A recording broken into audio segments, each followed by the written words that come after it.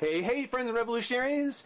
Here to take a look at the second to last in the DC Direct 1/6 scale collector's figures, the 1/6 scale deluxe collector's figures that I've got left. So we're going to be wrapping these up pretty quick, but before we do, we're going to take a look at one of my personal favorites, the Mistress of Magic, Zatanna. Zatanna, one of the, actually, you know, forgive me for saying so, but a B-list character who has just made so many appearances. It's just, she's always shown up, and she's become kind of a favorite.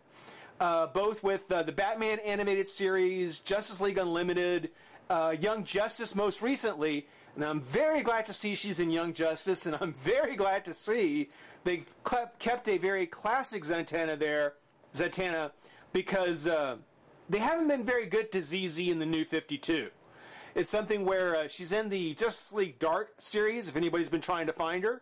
She's in the Justice League Dark series, but there's nothing real distinctive about her look or about the character itself. It's something where she's very bland, and she looks it. And it's been so easy to overlook her. So I'm really hoping that they do something with her, maybe bring back her own title. Definitely I'd like to see him change the costume, because she just blends in with all the other characters in the Justice League Dark series, and it's just been real easy to overlook her, and that's a shame, because she is a really, really great character. And again, really glad to see that she's been a reoccurring character in Young Justice. You know, hopefully we'll see her as a full member of the team by next season, whenever that is. Taking a look at the figure, though, in the box, we do have her standing in front of the velvet curtain, you know, taking a curtain call after a show, maybe. And I want to point a couple of things out, just real quick, because it's going to be important when we get the figure open. And I don't mean to rant about it, just to point it out, not that it's going to be news to anybody, but when we take a look at the pictures here, this is all the prototype figure. You know, this is what DC Direct wanted to put out. But due to, you know, financial constraints, time constraints, safety constraints, whatever it might have been, this version of the figure we never really got. And when we get a look at the figure itself, we'll see that it actually is a bit of a shame, because it's not that much of a change. There wasn't that much that needed to be done to really kind of deliver a closer version of this. But we'll talk about that. Looking here at the picture, beautiful face, nice dark eyelashes and eyeliner, nice deep color on her lipstick. And one thing that I read over and over again on all the different reviews that I've read online was that a lot of people were really upset that here they show her with the ungloved hand, with her bare hands, both here on the back, you know, posing in the spotlight. Again, the bare hands. And even on the inside cover with her top hat and bunny, she's got the ungloved bare hands. Not what we got with the figure. So, you know, a lot of people were kind of complaining about that. We're going to have to get it open and try a couple of things, but I want to make that point beforehand, because I don't want to bring the box back out again. It's big.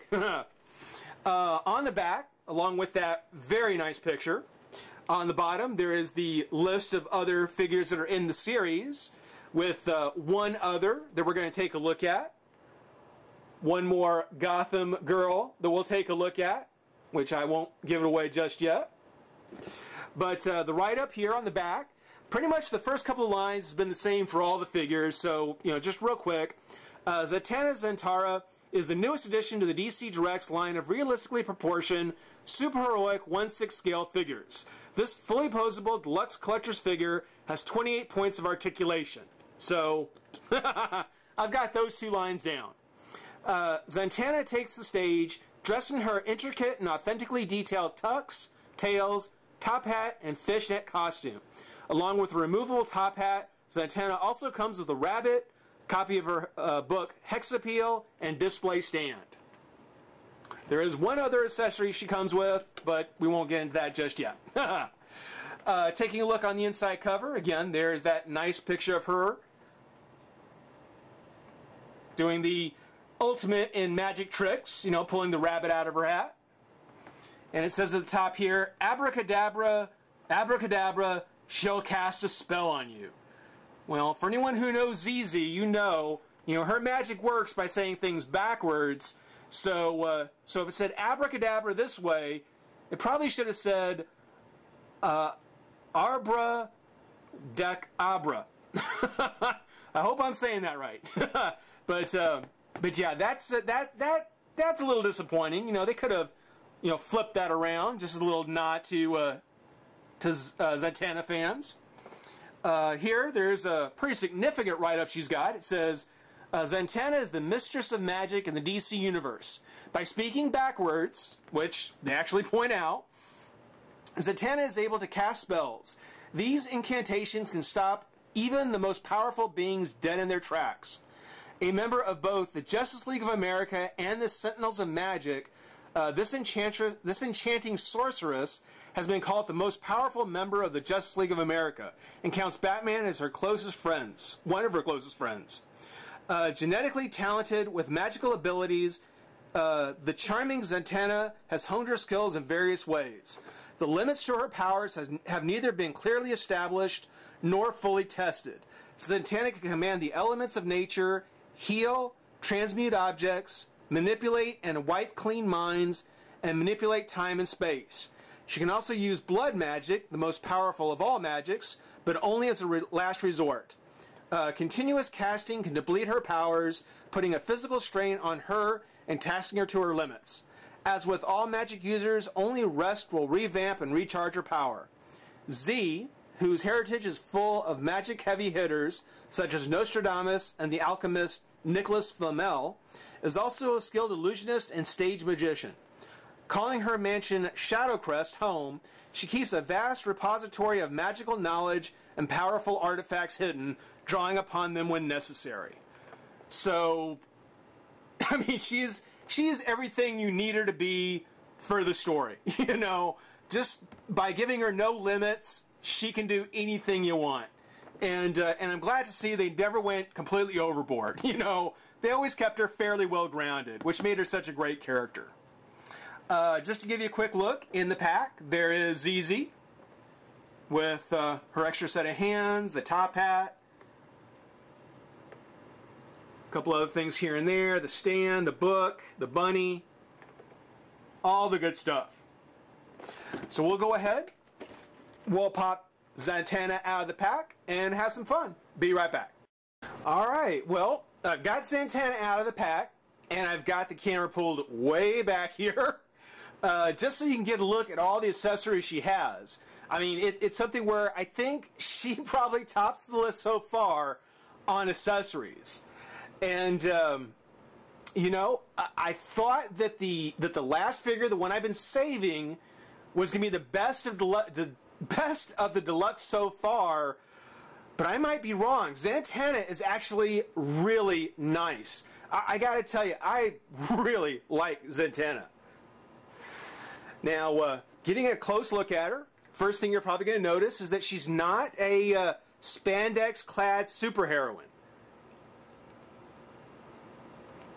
You know, she's actually got an actual, like, cotton fabric jacket with the tails. She's got her fishnet stockings. Now that is a little stretchy. Again, got kind of the cotton, what the the cotton pants, shorts, short shorts, the shirt, the vest, little bow tie, which she actually has a collar, which I might have to get like a little needle or something to pull up that one side of the collar, but yeah, I know I was a little concerned that the bow tie might be crooked or come undone. But no, it looks really great. Looks really great. They do still have the pleather boots, so they still have that plasticky leather boot. No zipper on the back though. So they're not really coming off. They're on there to stay, I think. on the costume, now, let me point out a couple other nice things about it, because good things first and always. They actually went through, and along with the bow tie and the collar, which are kind of, just iconic Zatanna, they actually went in and sewed in some buttons on her shirt, on her vest, on the cuffs on her collar, and let's take her off her base. And these bases, these bases are starting to worry me. They're made of a pretty thick plastic, which actually holds on pretty well, but I don't know. I'm not sure how much give it has. And I'm always afraid either it's going to break or it's going to tear something on the fabric. Something's going to give first. If you're popping them on and off the clip, yeah, I'm really kind of concerned about these bases. I'm figuring once you get them on, you're probably not going to want to take them off a whole lot. But yeah, as I was saying, she's got the buttons sewn on her cuffs and on the back where her tails are. So, a little extra nice detail they put on there. That's actually really good. One of the negative things about it is that even though the figure is a 1/6 scale, the fabric they use on them to make their costumes, it's not 1 scale thickness. The seams aren't 1/6 in scale. So Zatanna in particular on her vest does tend to have a bit of an issue with the vest kind of bunching up. It's got to fold on there like it's supposed to, but I constantly get the feeling like this needs to be pulled down or straightened out, and it just doesn't seem to want to stay there. It keeps wanting to kind of pull itself up. And it looks fine. I mean, it's not a major complaint. It doesn't look quite as clean. It doesn't look quite as crisp as it does on the prototype, of course. But that's the only complaint I think I have about the fabric. That and one of her buttons actually came off already. You can kind of see here her button already came off. So I've got it set aside. I've got to find somebody who could sew it back on for me. But yeah, getting a look at the figure. Now the body is pretty much the same as the bodies that we've seen from all the other figures. We'll talk a lot more about it when we get to the last one. But the head, and I made a special point on talking about the head on the box. The sculpt on the head is actually a lot nicer than I had initially thought. The sculpt is actually very nice. The sculpt of the hair, you can actually see there's some strands out here on the side. It's actually really, really nice. But when you look at the face, and I made a point of talking about it, she has kind of the same problem the Wonder Woman had from this series, where she's got these itty-bitty, teeny-tiny eyes. She's got these really small eyes, which was just what she should have had if they would have added the paint for her eyelashes. It's something where, in comparison to the rest of her face, yeah, those eyes are really small.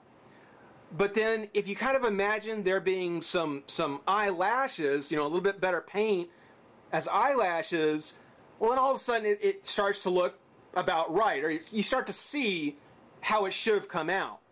And it's just those eyelashes. The lipstick they painted on her turned out a lot better than I thought. It's not nearly as bad as I initially thought in the box. And the face is again, it's a beautiful face. It just needs those eyelashes painted in.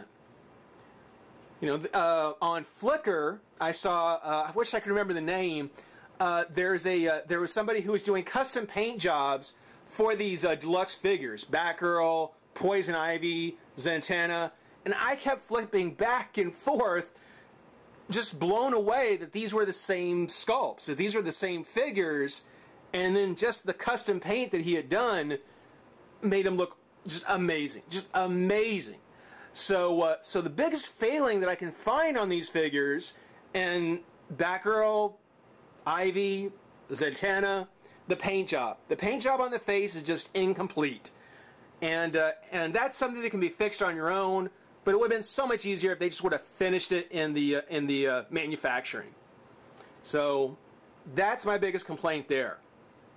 But even so, from a distance, when you have her on display, it's not going to be a huge distraction. You know, it's when you get an up close look at the figure, yes, you're going to know something doesn't quite look right with the face. But from further back, when you're looking at her as a complete figure, yeah, she looks beautiful. She looks beautiful. Now, her hair, as I pointed out, beautifully sculpted hair. Like Supergirl, though, it is very tight to the body. You know, they sculpted it with just enough room between the body and the hair to accommodate the jacket. Because it's not really going to turn at all. Well, maybe a little bit of a wiggle, but that's about it. Her arms come up and out. And, of course, again, being that she's got a jacket on, well, actually, it doesn't cause as much problem as I thought. You can get about that high. Can twist to the bicep. She's got the double joint at the elbow. She's got the twist at the waist, the crunch. Leg comes up and out. Twist at the thigh, which you have to kind of grab the boot to do. Twist the thigh. Double join at the knee. And there's articulation at the foot. It's actually a bit better articulation than I think I've gotten on any of their figures as well.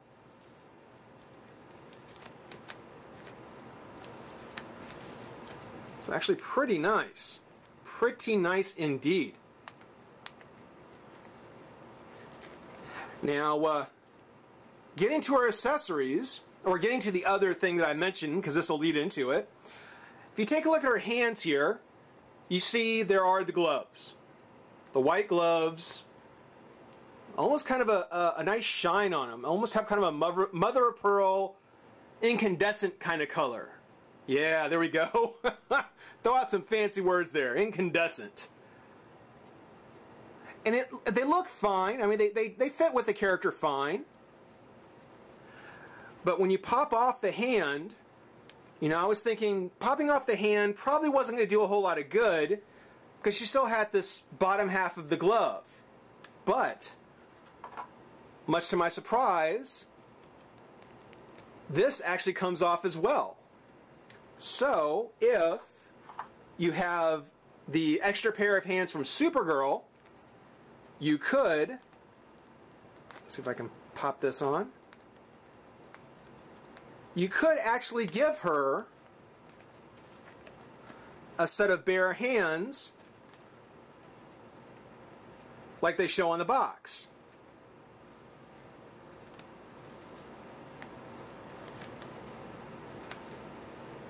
So I thought that was pretty nifty. And I'll tell you what, I need to reset my camera. Hold on. But yeah, so here we go.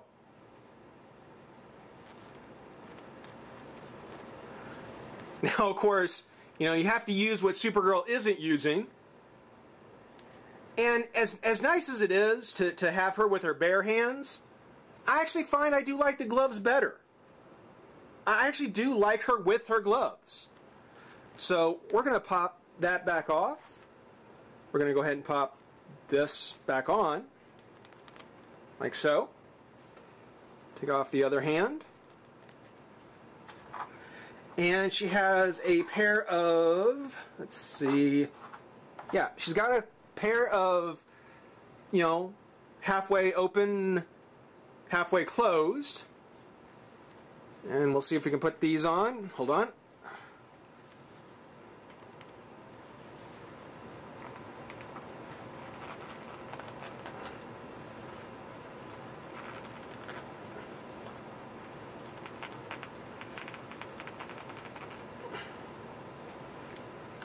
Okay, there we go. And please forgive me if there's a lot of like jump cuts on here. I don't want you to have to watch a lot of dead nothing. So please forgive me. But there's one. Let's go ahead and put on the other one.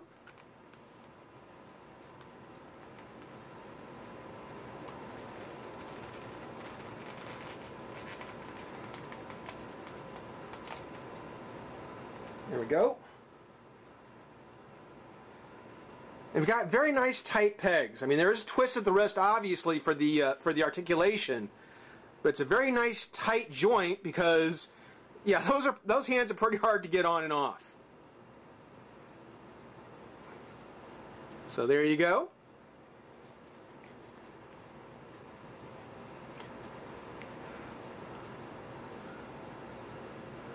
Now I'm not I'm not too sure what these hands would be used for.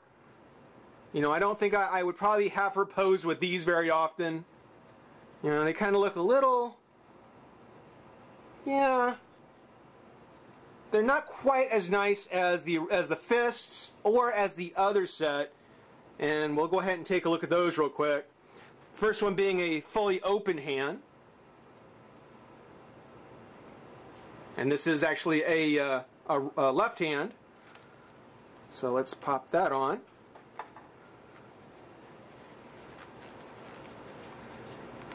And my cat is chomping on some food.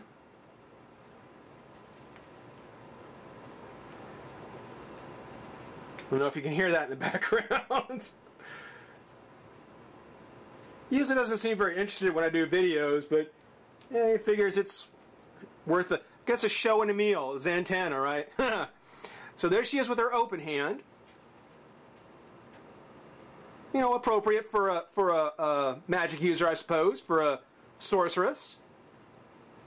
But the right hand is actually pretty interesting because, where is it? Oh, actually, it was already on there. No, that's not it. Is that it? Is that the one? No, here it is. Okay. Here it is. She actually has kind of like these pinching fingers. Something kind of different. Not something you would see on any other kind of figure, I guess. And what you can do with that one is once we pop this off, and pop it on, that one goes on a little bit easier. You can see. We'll go ahead and straighten out her bow tie here. And we'll start talking about, and just kind of give you another look from the back here with her jacket tails. Again, it looks really good. Now I'll admit, yes, I did. I flipped up her tails to take a look at the back of the figure, and actually noticed that, again, one of the things I was talking about as far as the seams and the bunching, there isn't a very clean line on the back of her fishnets. It's actually kind of an ugly looking seam on that. But once you hang her tails down, once she's clipped onto her base, won't be an issue. But it's a good example of what I was talking about as far as working with regular fabrics, in a 1/6 scale, working on a 13-inch figure. I mean, if she had retailed at say $199 or $250 or something, oh yeah, I mean, you certainly would have wanted to expect something much better, a much better job at that. But for $70, I mean, that's not too bad. That's not too bad at all. And showing our base here, just kind of get a quick look while we can. Again, got the black and the out of focus. There we go. Black base, the matte base with Zatanna in the higher gloss. Such a shame Supergirl's wasn't more personalized.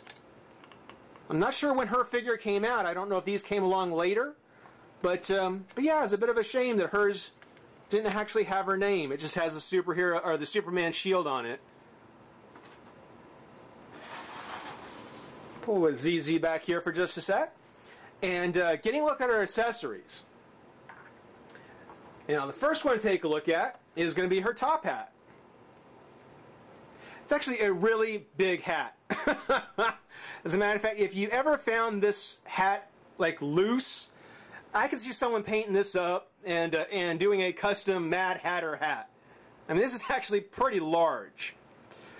It does fit on her. It actually will fit on her head without any serious issues. You just kind of give it a little push and it'll hold on. And you may want to maybe put it in a little bit further on the back of her head, maybe.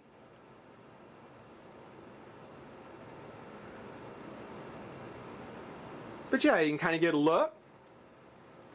I mean, typical Zatanna, she would have to have her hat with the rest of her outfit. I think it looks really good. You can actually have her hold her hat in some way, maybe. maybe like so. And just like Supergirl came with Streaky,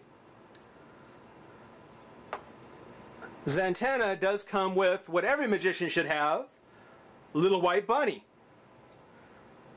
Now there's no articulation, it's just a piece of plastic, but the paint job is actually pretty neat. You know, it's got this, you know, the pink painted nose, the inside of the ears are painted pink. It's just like a real white rabbit. Kind of creepy, actually. It's got these big bloodshot eyes. Really kind of creepy. Really creepy. But it actually will fit inside her hat. So depending on, you know, how much fun you want to have, you can have her posed with doing a trick, pulling a rabbit out of her hat. More likely than not, I'll just kind of keep the rabbit there at her side. Take the hat, put it down here. And she comes with, and it doesn't mention it on the box, her wand. Now her wand is just a thin piece of plastic, a little bit thicker on the tips, but that has got to be the straightest piece of plastic, straightest wand accessory I've ever seen. I mean, that came out amazing. It's just, I'm still blown away by the fact that this is not bent or warped. That is great. That is a highlight for me. And what you can actually do is put it between her pinched fingers. It actually holds in pretty well. Doesn't really pop out.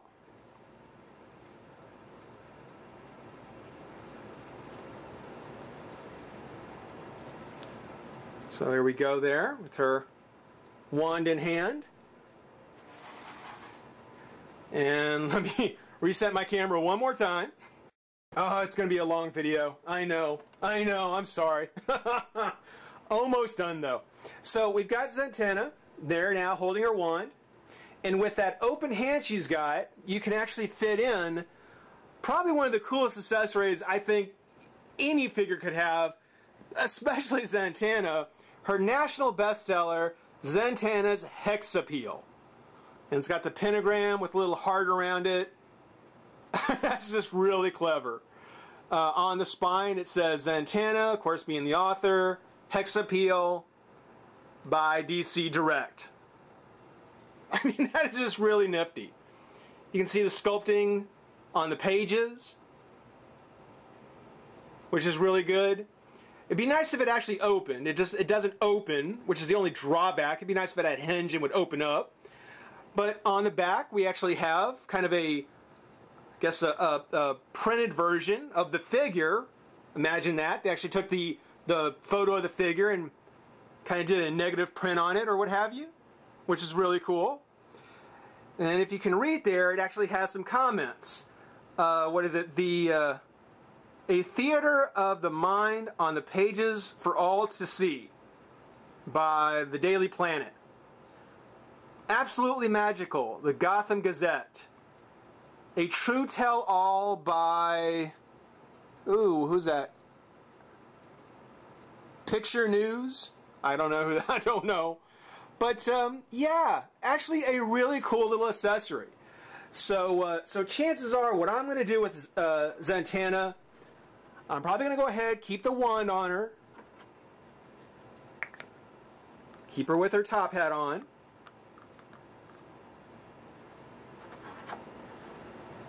And then put the book in her hand, which holds in actually pretty well.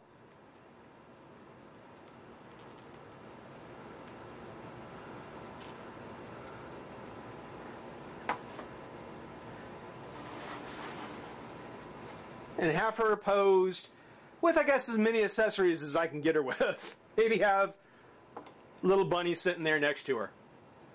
Something like that. Great figure. I mean, really great figure. Probably one of the best that I've got so far. We'll have to find out if the one I've been saving actually does top the list. But for now, I hope everybody enjoyed watching.